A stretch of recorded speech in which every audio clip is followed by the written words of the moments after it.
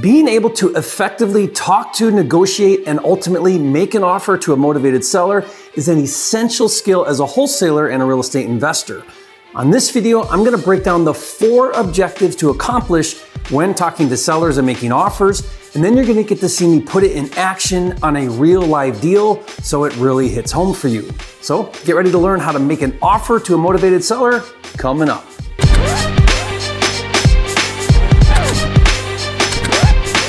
For a limited time, you can get a free copy of Jerry Norton's Deal Analyzer software, which runs the numbers on any property for you in seconds. Get it now at mydealanalyzer.com. If you're new here, I'm Jerry Norton. I went from dead broke to millionaire flipping houses, and after doing 1,000 deals, I created this channel to help you master the art of wholesaling and flipping real estate so you can live your dream life. Be sure to subscribe and click the bell icon to get notified when new videos are released. One of the biggest challenges for new and seasoned wholesalers alike is knowing what to say and how to say it when talking to motivated sellers. But when it really comes down to it, there are only 4 things that you really need to find out in order to progress from a lead to a deal. Let's discuss each one and then cut to a live call where you can see it in action. The first thing you want to find out is the seller's motivation or the problem. In other words, why does the seller want to sell their property? You want to understand why the seller is not willing to list their home for sale with a real estate agent and try to get the property's full market value. Remember, a motivated seller has a compelling reason to sell their property at a discount, as is, quickly, and for all cash. Finding out that reason is what lets you know if the seller is in fact motivated. Now, once you establish the significance of the problem, you can effectively determine if the seller is in fact motivated or not, which lets you know if you should continue with the conversation or get off the phone. Now, finding out why the seller is motivated is important so that you can use that information to best structure the deal. For example, if the seller is in pre-foreclosure and the auction is next Friday, then you know that the number one priority is to get the deal done in 10 days. Whereas if the seller wants to downsize because they are older and the property is too much to keep up on, then maybe finding a new place to live is going to be the seller's main priority. Simply ask the seller, why do you want to sell your property? Now, usually that is enough to get the seller talking and sharing. If the reason doesn't seem urgent or like there isn't a lot of distress, then a powerful follow-up question I like to ask is, why don't you want to list your home for sale with a real estate agent? Now, most sellers know that they'll get a higher price if they go on market, so asking this question draws out more information. Maybe the property is in too much disrepair that it can't sell retail and they don't want to do any repairs. Maybe it's really messy and they don't want to clean it up. Maybe they're embarrassed by how it looks and they don't want to go public and they don't want their friends and neighbors seeing pictures of their home on the internet. Maybe they don't want to pay all of the commissions to a real estate agent and deal with the headache of showings and inspections. It could be any number of reasons. In fact, if the seller wants more than I can pay in cash and they're not in any urgent distress, I have a powerful strategy for still making money on the lead. Now keep watching and I'll share that strategy at the end of this video. Now the second thing you want to find out when talking to a seller is the condition of the property. This is important in order to arrive to a legitimate offer price. You can't calculate your maximum allowable offer or MAO if you don't know what it's going to cost to fix up the home. Now as a wholesaler, don't overthink this part. For now, you want to quickly get to a ballpark cost of repairs. Now, if you have my Deal Analyzer tool with built-in repair algorithm, it will instantly calculate the cost of repairs on any house. And if you'd like that for free, I'll put the download link in the description below for you. But the fastest way to know what level of rehab is needed is to see pictures, but depending on what your processes are and if the lead has been pre-qualified, you more than likely haven't seen any pictures. Now, on my deal I'm using as a case study on this video, my VA pre-qualified the lead and asked some basic questions about the condition. Now, I also went back and looked at the pictures when he bought it years ago to at least get an idea. I'll often ask the seller to send me pictures, and I even have a property walkthrough guide to get the seller to give me all of the detailed information that I need. And if you'd like that for free as well, I'll give it to you. I'll put the download link in the description below. But I never want to let not having pictures prevent me from coming up with a cost of repairs and prevent me from making an offer. I can still arrive at a cost of repairs simply by asking questions and making some high-level assumptions. Here are a list of questions I like to ask. How long have you owned the property? Is anyone living in the property right now? What's the general condition of the house? Are there any major or minor repairs you haven't mentioned that need to be done? What's the condition of the roof and windows? Have the kitchen or bathrooms been updated within the last 3 years? How old is the furnace and water heater? Is there anything else you think I should know about the property? By asking these questions, you can determine if the rehab needed is light, average, or heavy, and then if you have my deal analyzer tool, you can quickly calculate the cost of repairs. Now, the third thing you want to find out when talking to a seller is the time frame they want to sell their home. Now, this may be uncovered during the motivation stage, but you want to find out how soon they are looking to sell their home. Do they need to close by Friday to avoid foreclosure, or do they want to sell when their daughter graduates high school and she's 12 right now? The question I like to ask is, if we were to agree on a price that you are happy with, when would you like to close on the sale of your property? Now, this is a powerful question because it's difficult for a seller to avoid answering. And finally, the fourth and last thing you want to find out is price. Now, for most people, price is the most difficult, and it's the part that people really screw up. The fear is if I offer too low, I'll offend the seller and lose the deal. And if I offer too high, I'll leave money on the table or maybe not have a deal. So it creates a lot of anxiety. And it's your anxiety that kills the deal, not your low offer, because lack of confidence is always communicated through the phone. Now, I recently got a deal under contract and accepted with a seller who wanted 145 initially, and I ended up getting the deal for 110. Now, I'll probably do a video about it because it's a great teaching opportunity. But after our initial call, she Googled me and found my YouTube channel. And then on our follow-up call, she said, I didn't know I was talking to a millionaire. Now, I thought she was going to use that against me when it came to price. In other words, you're so rich, why can't you pay me more? But because I exuded confidence, I got the deal for 110. When it comes to price, get to your number and own it. I like to follow the old adage, he who names the price first loses. So I try to get the seller to name their price first and then work from there. Now, this doesn't always work, so there are two strategies I follow to give my price to the seller. First, I like to use logic or data to justify my low offer. In other words, I use comps to help the seller see why my offer is what it is. You'll see me do this on the call we cut to in a minute, so keep watching. This works really well if the seller is open-minded, reasonable, and analytical. It doesn't work if the seller is emotionally attached or not open-minded. The second strategy that I like to use when it comes to price is to build a case for my low offer by contrasting a cash offer to a retail offer. Now, I'll compare the difference between my super convenient, as is, no closing fees, close quickly, all cash offer, to all of the time, energy, and effort and cost it will take to get a retail buyer. This often helps the seller see the value in a lower cash offer over a higher retail offer. So now what I want to do is cut to a live call I did with a private seller so you can look over my shoulder, and I want you to specifically look for and watch me uncover the seller's motivation, condition of the property, time frame, and price. Now, it's not in perfect order because conversations aren't always in exact order, but I want you to see if you can identify how I uncover those four things, and be sure to stay to the end because you're going to see me do a bonus technique on that call for how I can still make money if the seller wants more than I can pay cash. Okay, let's cut to the call. Doing great. Thank you. Thank you. Wanted to talk to you about your property on De La Rosa. Okay. Yeah, so are you currently living there? Yep. Okay. Yep. And you've been there about 14 years, looks like? Yep. Yeah. All right. Great. And you're looking to sell. What's your reason for selling? What's going on? We're just looking to relocate, move a little north. Uh-huh. Staying in Michigan though? Oh yeah. Yep. Okay. And let me ask you, why not list with a real estate agent? What are you thinking? I'm just kind of seeing what I could get for it as is. Yeah. I don't want to put the money into it It needs a few things. Sure. I know what they're going for on my street and my sub, and Yeah, you're definitely right about that, because if you list, then you'll pay all the commissions and closing fees, and more than likely you'll have to do some work on it. A buyer's going to they're going to come back and hit you with an inspection list and all that, right?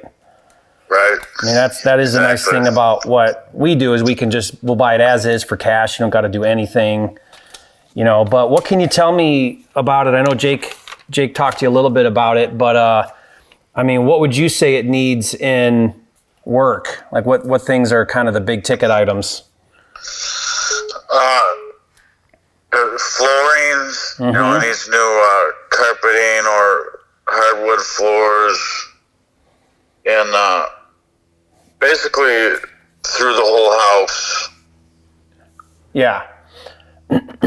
So carpet and paint. Floors. Carpet and paint, yeah. Carpet and paint. You got some pergo floors. Basement's half finished, you said. Yep. But how's the roof? How's windows? I got some a few Andersons, and the rest wall side windows, and they're all good. And are those cabinets still like that light? It's like that white oak cabinet. Cabinet in the kitchen? In the kitchen, yeah, your kitchen cabinets. I saw the listing when you bought it. I just looked up when you bought it, and it showed like kind of like a lighter, almost like a white, kind of like a whitish cabinet. Yep, that's it. Yep. Yeah. And Okay. they're Lafadas. Okay. Yeah. Gotcha. What are you thinking is your timeline? Like, how quickly are you looking to do something? Assuming we agreed on a number, like, are you looking at 30 days? As soon as I find something,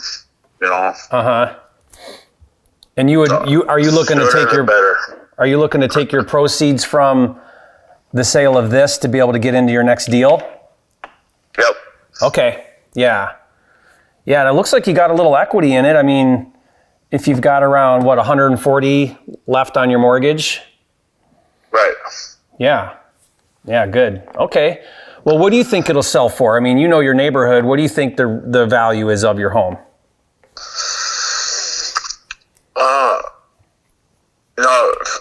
Fixed up, with all the cosmetic stuff done, they're going for 250 to 270 in this sub. Yeah, did you see that one that sold recently right on your street on De La Rosa? No. Yeah, there's a rehab that someone went in and completely updated it, like all new, everything new, and it sold for $258.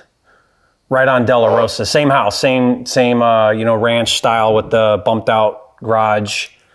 Oh, okay, I know which one you're talking about. That's what they got for it, eh? Yeah, I could tell you exactly what the address was, but yeah, right on your street on De La Rosa. So that's kind of like what I was basing off of on the back end, Okay, gotcha. Yeah, it's not far from you, a couple houses down.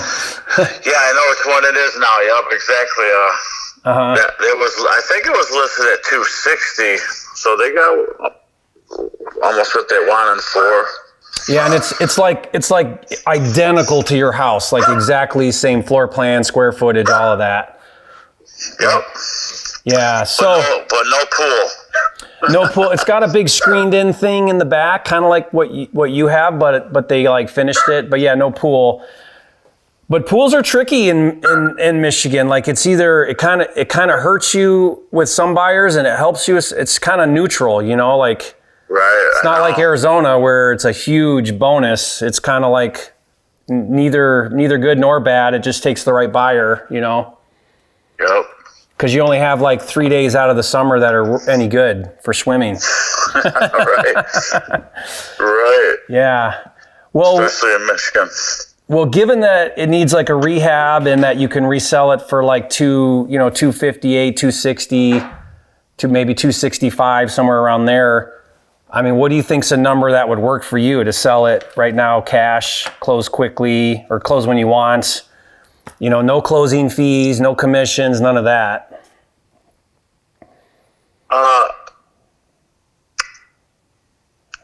225 would be the lowest I'd go. 225? Yep. Okay. Yeah, that's probably a little high for what I've got to do, because if you think about it, if I buy it for 225, I'm probably going to have to spend about 40 on a rehab if I make it match that comp that sold for 258. Okay. So you can see that'd be a little tight, right, to make that work. And if you were to sell it for 250 with commissions and closing fees, it's kind of the same as that anyway. Right, because your commissions are going to be. You figure if you go retail with it, you need to factor about 8%, which is 6 in commissions and another 2. Let's just call it in closing fees, just to be safe, right? So, at 225 on market, you're going to spend almost 20 grand in fees to get it sold at 225 on market. Gotcha. Yeah. So for me, if I could be like around 200, then that would make sense for me to come in with cash, buy it as is, but you would walk with 2 there, so that you wouldn't have to factor in time, showings, somebody hitting you up with a list of repairs, none of that stuff. Gotcha. I would have to talk about it with my wife and think about it. But that's not a unreasonable price, Well, no. Well, again, 220 is the same as 2 for me. See what I mean? So okay. if you hire a real estate agent and you get 225, which fixed up is 258, so you could see how maybe a do-it-yourselfer is okay to come in and buy it in its current condition at let's say 225, you're really netting 200 anyway, or 205, you know what I mean? You're right there where I'm at anyway. Yep. So why deal with the drama? Mm-hmm. That's all. Gotcha. So, it's kind of, to me anyway, if you just run the numbers, it kind of makes a lot of sense. But again, I'm just straight giving you the numbers, and then you got to decide, obviously. But but you can't. You can't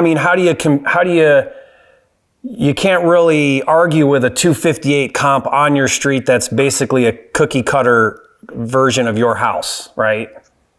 There's no better data than a comp at 258 on your 3 doors down. Right.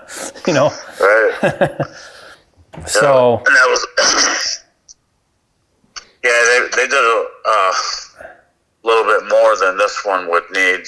Yeah, they did a good rehab on it. There's like beams in the main room. I don't know if those were there before, but if you look at, I could send you the listing, but I'm looking at it right now. I looked at it. Yeah. When it was up. Nice curb appeal, nice rehab, open, new flooring, new kitchen, new appliances, everything new. Gotcha. And they sold it for 258. Right.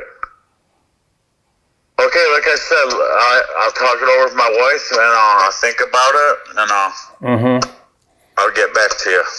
Okay.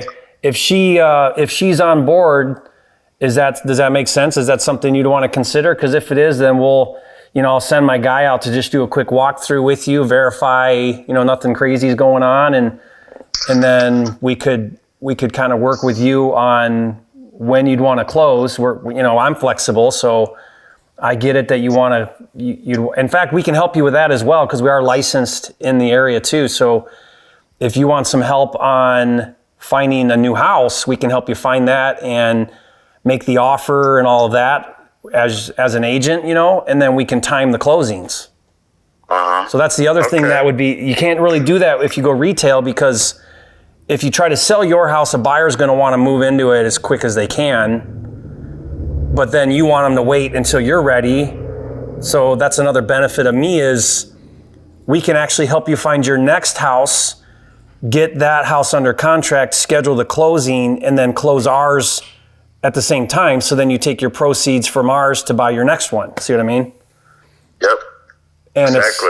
It's just we could do the whole thing turnkey if you want. Okay. What city are you looking when you move? Northern Shelby. Oh, okay. So not far. No. Yeah. Oh. Yeah. So you're going to need an agent to make an offer on something, aren't you? Oh yeah, I know. You know, this is my third house. Yeah.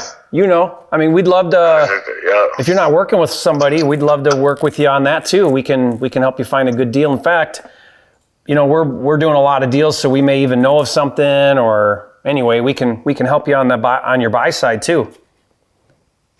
Okay. Sounds great. Okay. Like I said, I got to talk it over there.